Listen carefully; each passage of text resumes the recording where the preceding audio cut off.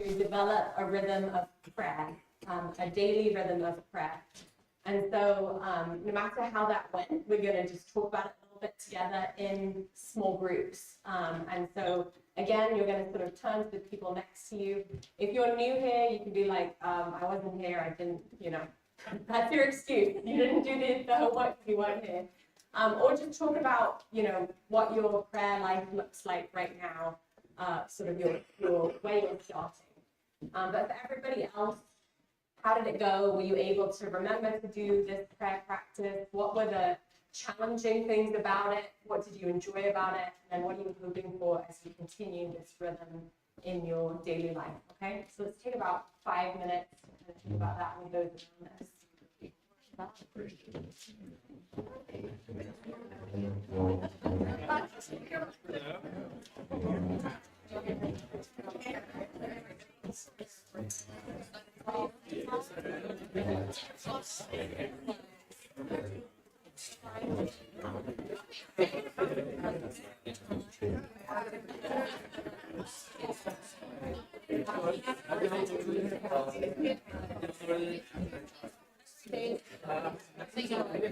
around us.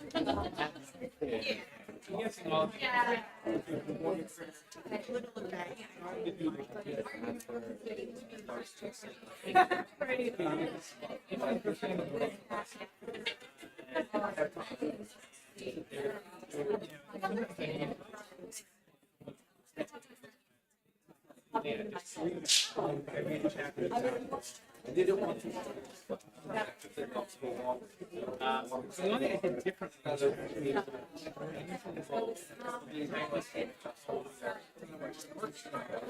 realized that I walked into that space, immediately,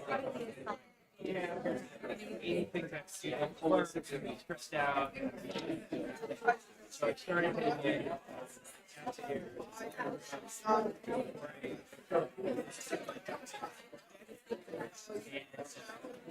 like this. I really like this. Don't bring that. What is it?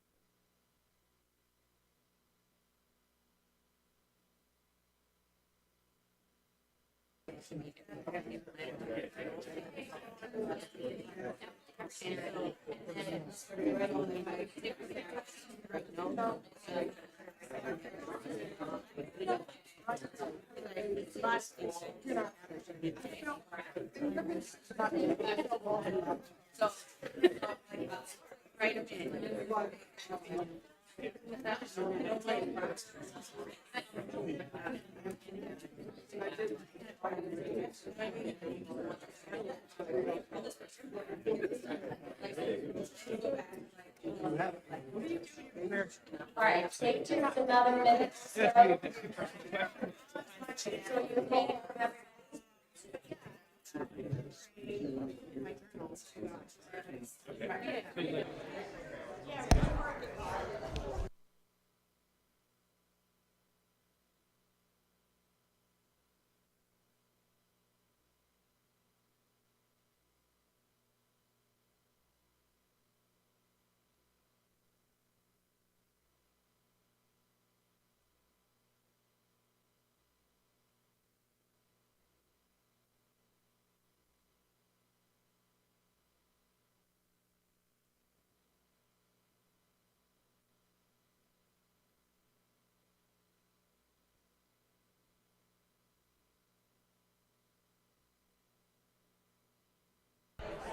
okay. Let's come back together.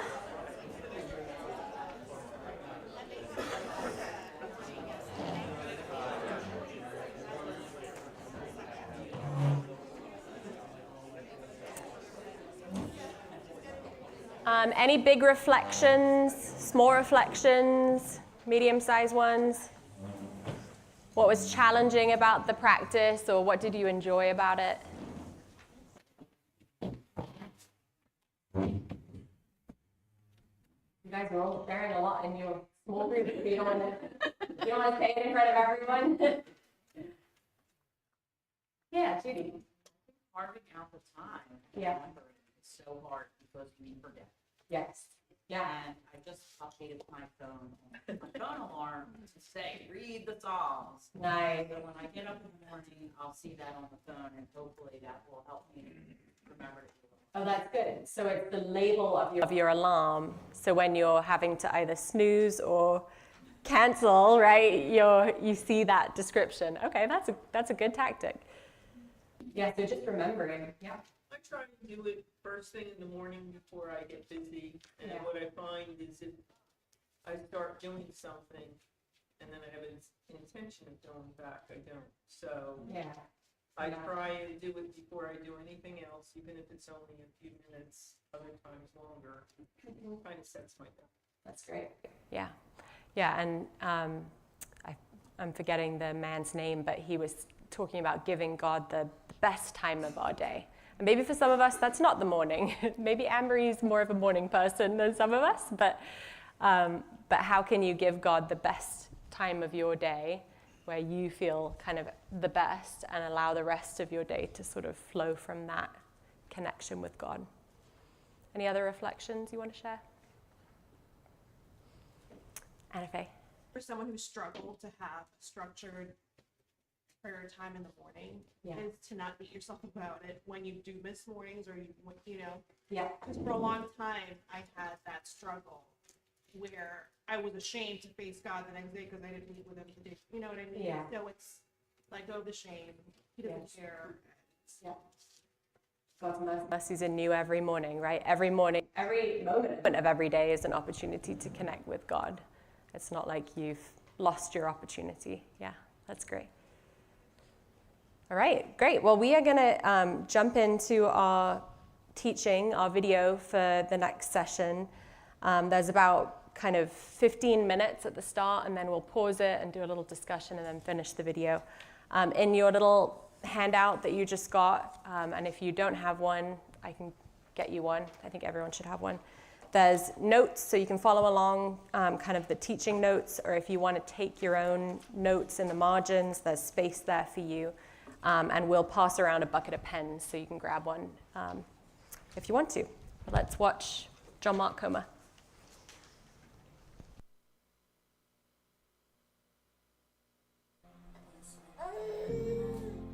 Life is a miracle. To witness a mother give birth and a child grow up, to watch the gift of life unfold over the years, all those key moments imprint on your memory forever. And this process of growth and change is fascinating. It's why we show baby photos at weddings and wedding photos at funerals. But the most fascinating changes aren't external, but internal. Not to our body as much as to our soul, to who we become. In the Christian way, this process of change is called spiritual formation.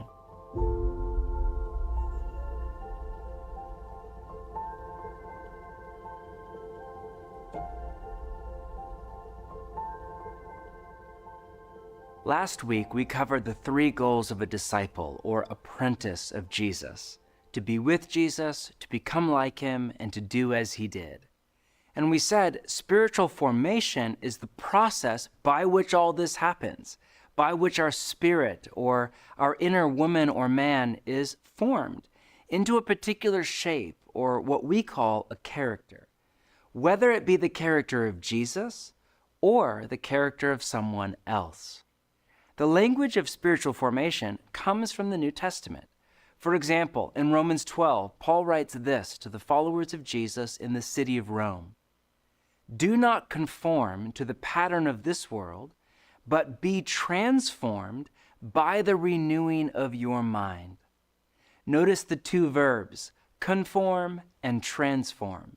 Both verbs are from the same root word in Greek, metamorphao, where we get the English word metamorphosis, the word for the process by which a caterpillar is transformed into a butterfly. One lexicon defines it as to change the essential form or nature of something. This is the word picture for the depth of change that is possible in the human soul. Not just surface level behavior modification, but deep change in the heart. And in Greek, both verbs, conform and transform, are in the present passive tense, meaning they are something that is already happening to you. You are already being conformed to be more like the pattern of this world, or transformed to be more like Jesus. There is no option C, conformed or transformed.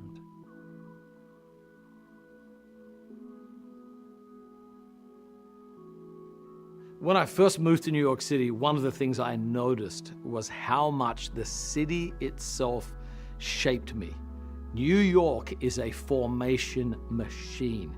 It affects your level of aggression. It affects the pace at which you walk. In fact, sociologists tell us that if you live in New York for a while, you will actually begin to walk faster than people in other cities.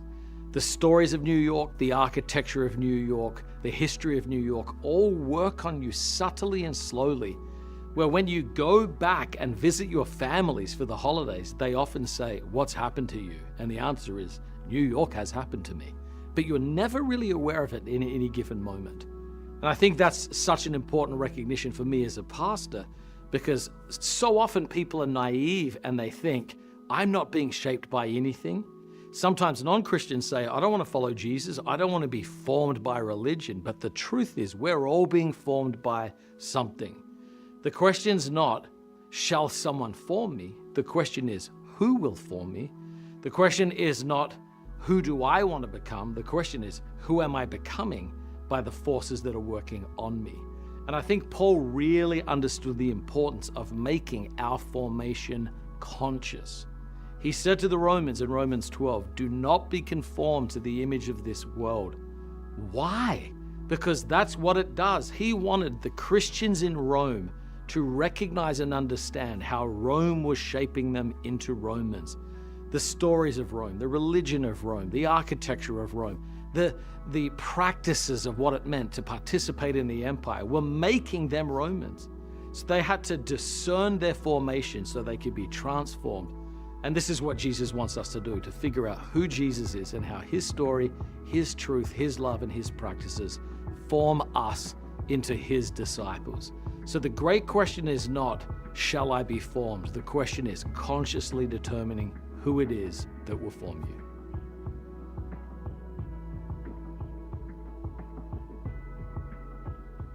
The first thing we need to understand about spiritual formation is this. Spiritual formation isn't a Christian thing, it's a human thing. To be human is to change. We can't help it. Whether we are religious or not, we grow, evolve, go astray, come back to the path. I occasionally hear people say they are getting into spiritual formation, by which they usually mean they are reading good books and beginning to practice ancient spiritual disciplines like solitude and silence, or they are in therapy. All very good. But just to clarify, you've been being spiritually formed since before you took your first breath. Spiritual formation begins in utero and continues through all our days, whether we are into it or not.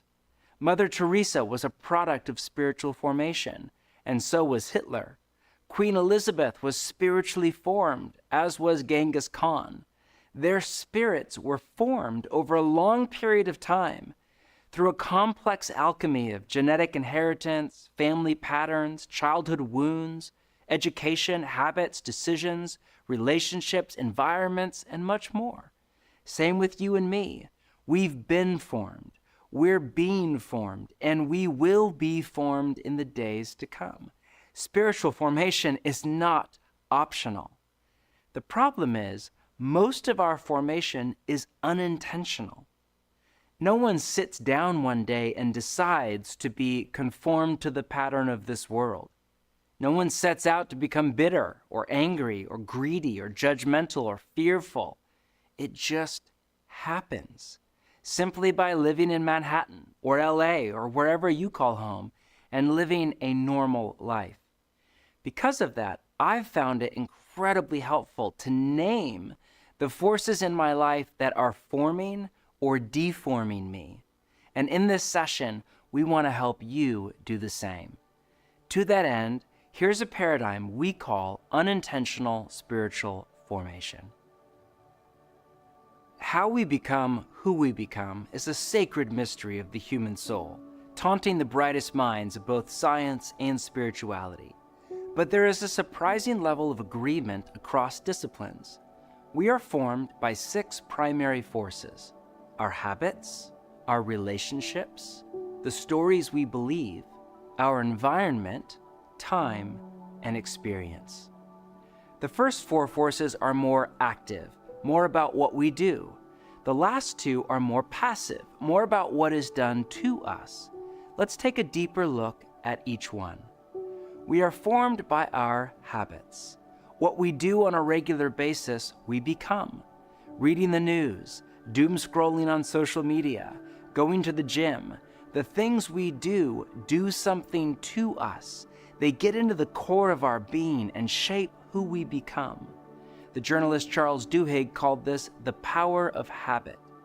It's easy to think we're just watching Netflix or checking email late at night or buying another pair of shoes.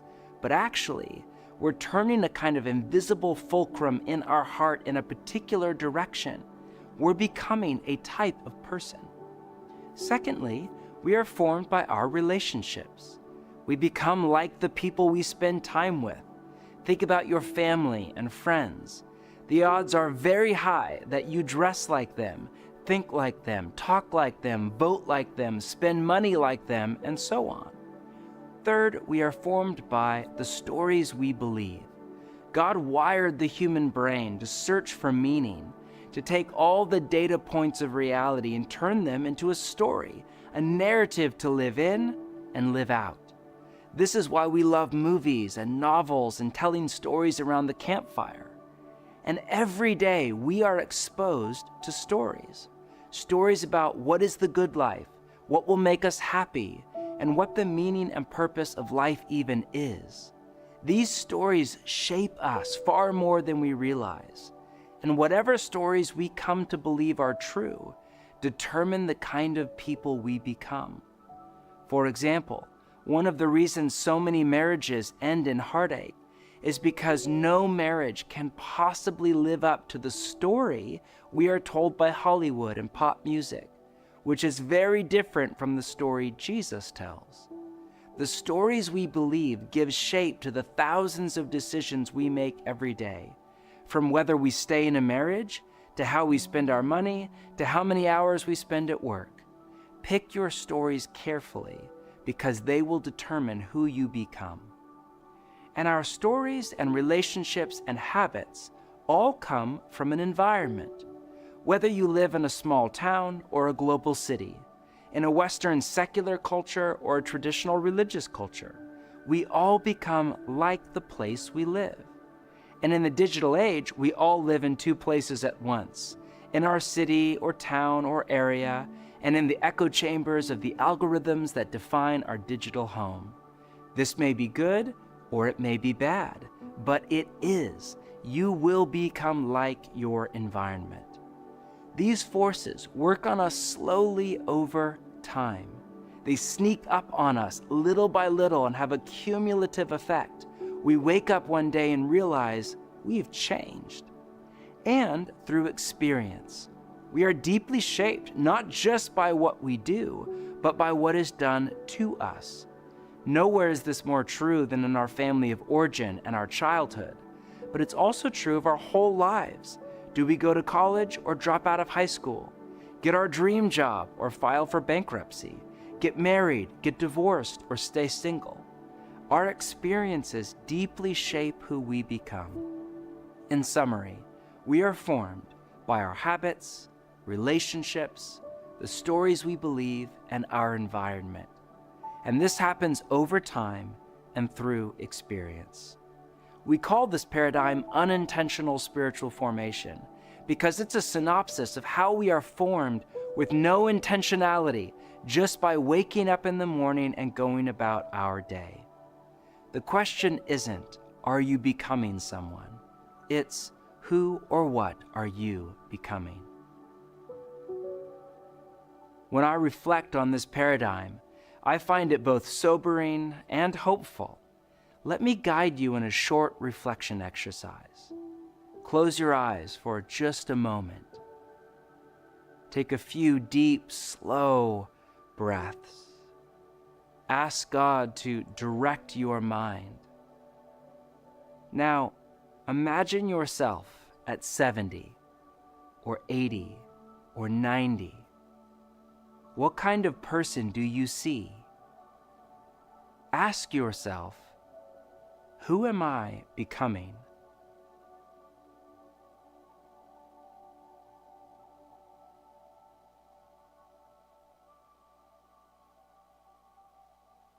I remember the first time I ever did that exercise. I was about 30 years old, and I had enough life under my belt to plot a hypothetical trajectory and imagine myself at 40 or 50 or 60. And the person I saw on the horizon was terrifying. I was becoming more hurried and anxious and irritable, not more loving and joyful and peaceful. In my case, it was a wake-up call. I realized I had to make some major life changes. What about you? What changes do you need to make to alter the trajectory of your spiritual formation in the direction of Jesus?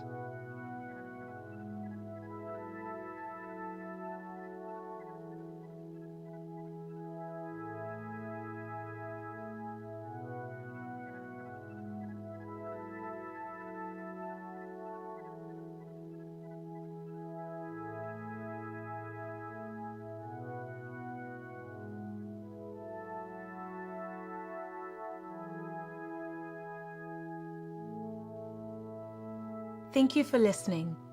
Now it's time to process this truth about spiritual formation together. You may be feeling a number of emotions as you realize you're becoming a person, and that all sorts of forces in your life, from your morning routine to your friend group to your social media feed, are deforming you more than forming you. Let's process this together. Circle up in groups of 3 to 5 people and talk through the following questions. The first, what habits do you keep in your daily and weekly life, and how might they be shaping you? This may be as simple as what you do after you wake up, what activities fill up your free time, or as complex as how you respond internally and externally to interruptions in your day. Second, who are the most important people in your life, and what do those relationships look like? Third, as you reflect on your own journey, what stories have shaped the way you view the world, and where do these stories originate? These stories could be, what's your version of a good life? What should you spend your money on? How should you interact with your family? And fourth, did God reveal anything new to you in this session that you want to say more about? Take a few minutes and discuss.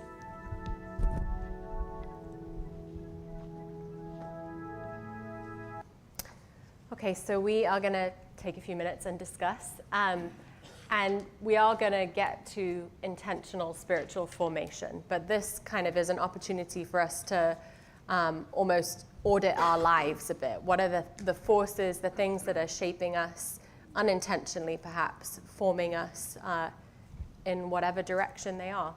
So let's take a few minutes. We're not going to get through all of these questions. I would focus on number 1 and then number 4. If you have extra time, you can go back to 2 or 3. But we have a few more minutes of the video to watch after our discussion. So focus on numbers 1 and 4 and circle up back in your groups that you were with right at the beginning of the time.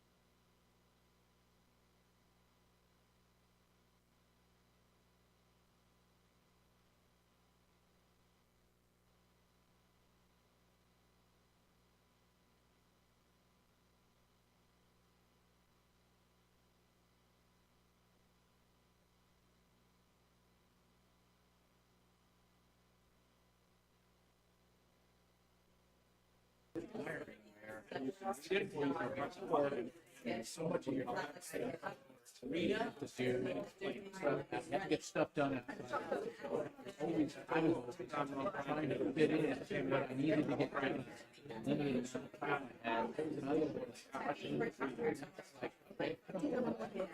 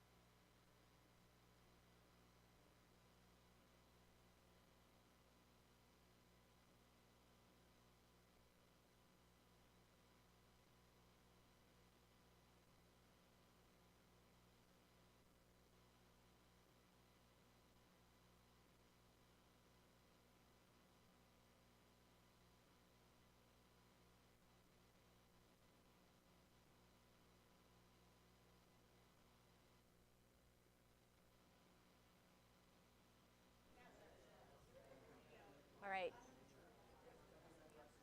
Am I on?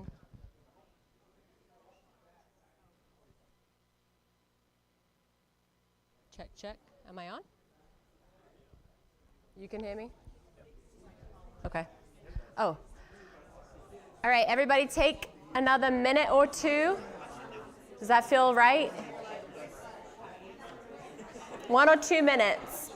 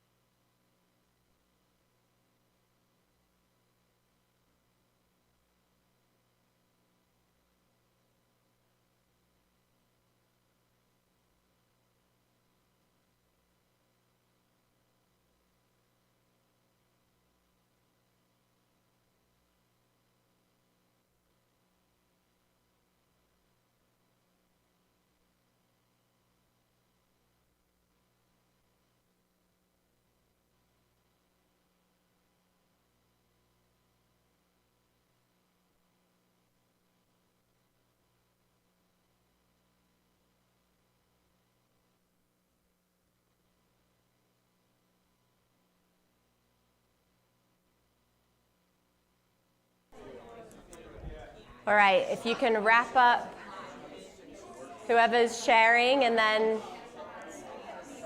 turn back towards the large group.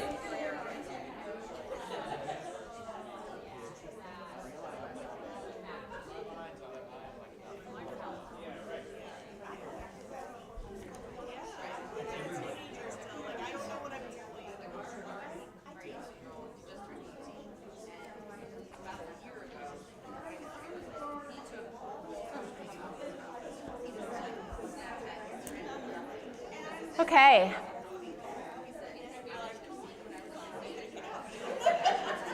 We're deep in conversation here. It's good. All right, let's come back together as a large group.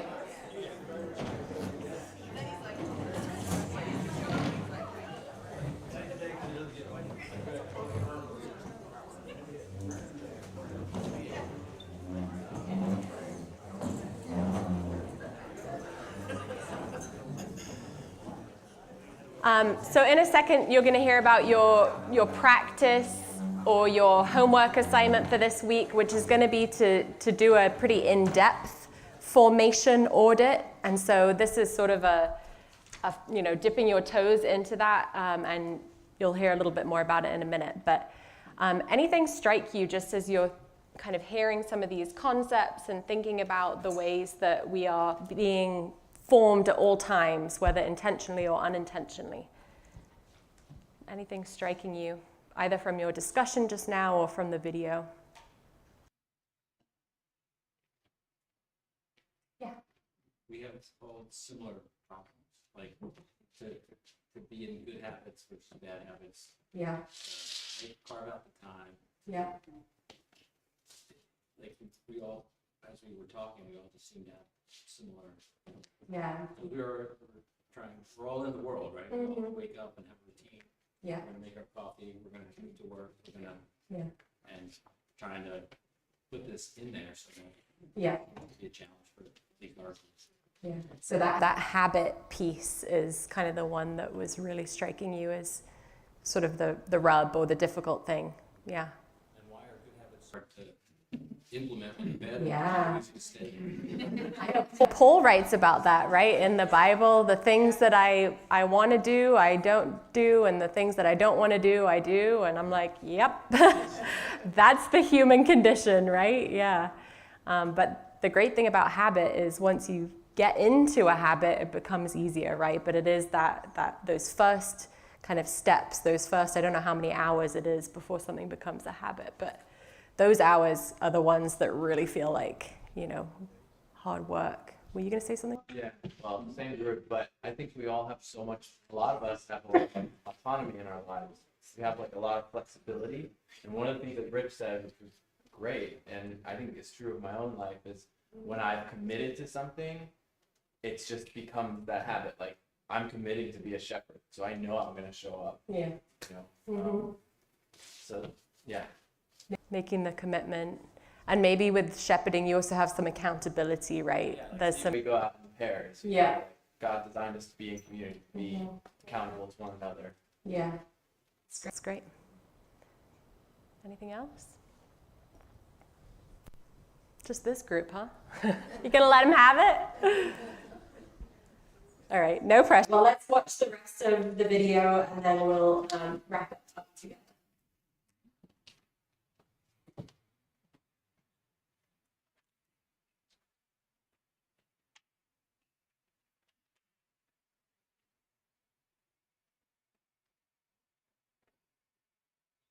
In the way book alongside the course.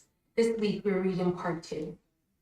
As we said in the last session, each week we'll offer a spiritual exercise for you to move forward in your discipleship to Jesus. Everything we offer is invitational. We make recommendations, you make decisions. But open up your guide to session 2 and let's explore this week's spiritual exercise.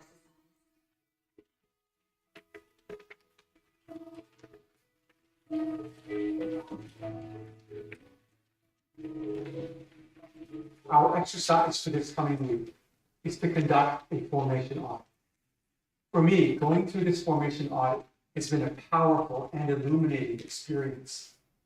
Practically going through an exercise like this can help us become more self-aware and set the stage for our growth toward wholeness, for our becoming more like Jesus. In this exercise, we take an inventory of all the forces that are currently forming us. To help you with your audit, we have created a template for you to work through, which you can find in your guide in the On Your Own section for session 2. In this audit, we work through each of the 6 forces that form us: the stories we believe, our habits, our relationships, our environment, our time and experiences. The first step is to write out your morning routine, your workday, your evening habits, your eating and sleeping patterns. You then write about your various relationships and your family history. The next step, which requires more reflection, is to identify how these patterns and relationships are forming you. You might want to process this step with a wise, trusted friend, a counselor, pastor, or spiritual director. As you work through your formation audit, try not to be judgmental. Don't beat yourself up. Just write down everything that has shaped you, past and present. For example, you might look at your morning routine and notice that you start your day by reading the news. You might ask, what is this habit doing to me? What kind of person am I becoming by letting the news, much of which is alarming, be the first thing in my consciousness every day?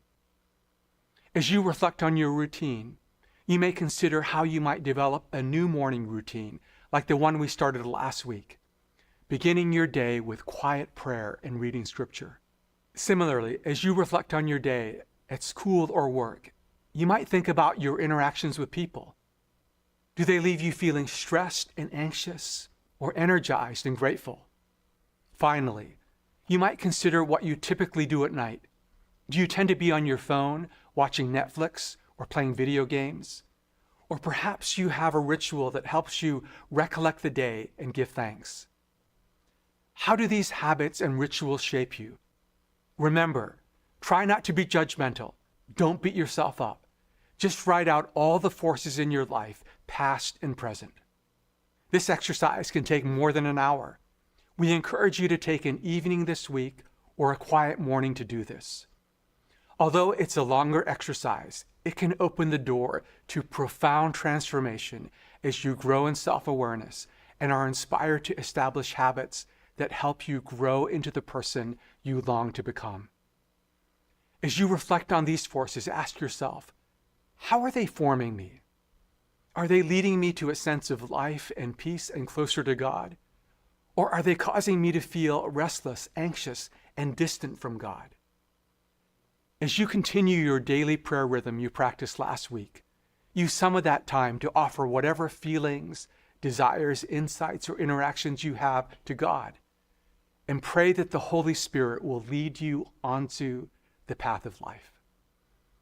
As you conduct your formation audit, as David prays at the end of Psalm 139, may God search you and know your heart, test you and know your anxious thoughts, and see if there is any offensive way in you, and then lead you in the way everlasting.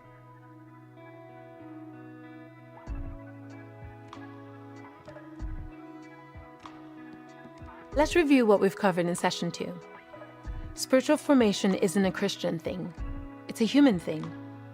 We're formed by a complex web of forces, but especially by our habits, our relationships, the stories we believe, and our environment. This happens over time and through experience. Most of our formation is unintentional. One of the most important questions to reflect on is, who am I becoming? And am I being intentional about who I'm becoming? One of the best ways to do this is through this coming week's practice, a formation audit.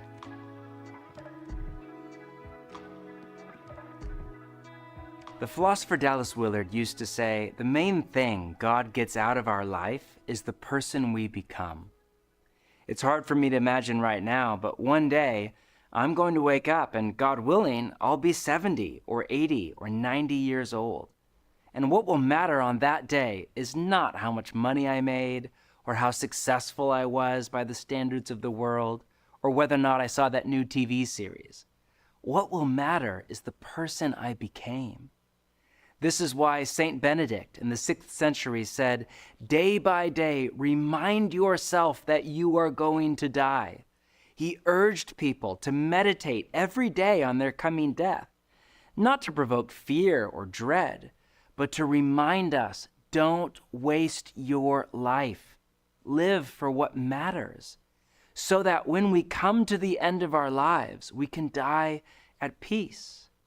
but this will require us to reflect on our life today and connect the dots between how we are living and who we are becoming. So as you apprentice under Jesus and you conduct your formation audit and start to make decisions about your life, may you live for what matters. May you treat each day as a precious gift to be stewarded with gratitude and joy. And may every day find you more and more at peace in God.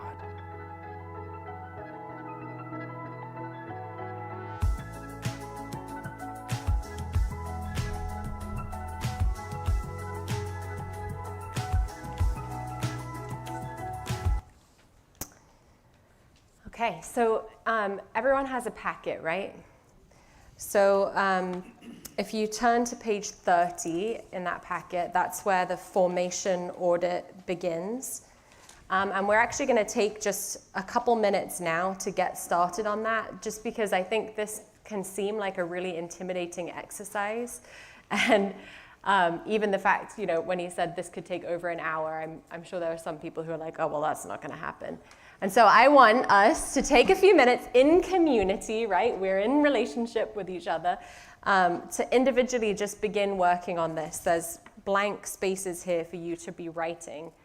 If you prefer to kind of make a note on your phone, if it's going to be easier for you to fill it out on your phone, you can do that. But start with the habits section, because that's the one that we've been talking about, and you're kind of primed for that one already. And again, if sitting down for 1 hour this week seems like it's probably not going to happen, consider maybe breaking this up into chunks. So take 15 minutes one day, 15 minutes the next day, 15 minutes the next day, okay? This is a really, really helpful exercise in becoming, as John Mark Comer said, self-aware, so that we can begin to live with intentionality into our formation, so that we can be formed into the image and likeness of Jesus Christ. That doesn't just happen unintentionally. And so I think this is an important part of our discipleship. So let's take a few minutes in community, in solidarity, to get started, and then I will wrap us up in just a couple minutes. Does that make sense? Yeah. Pens? There's pens here, if anyone needs one.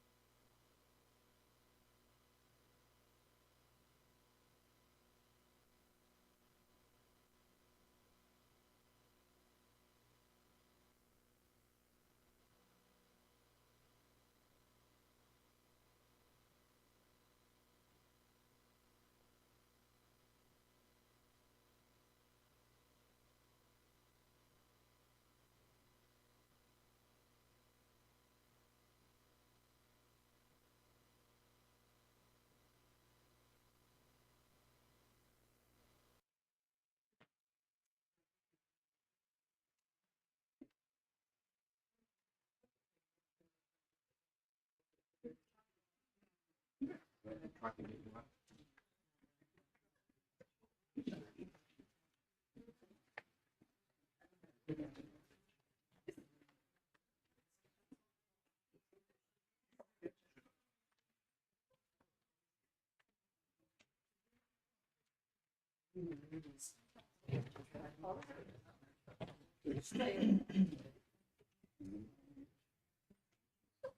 All right. You can wrap up whatever thought you're writing.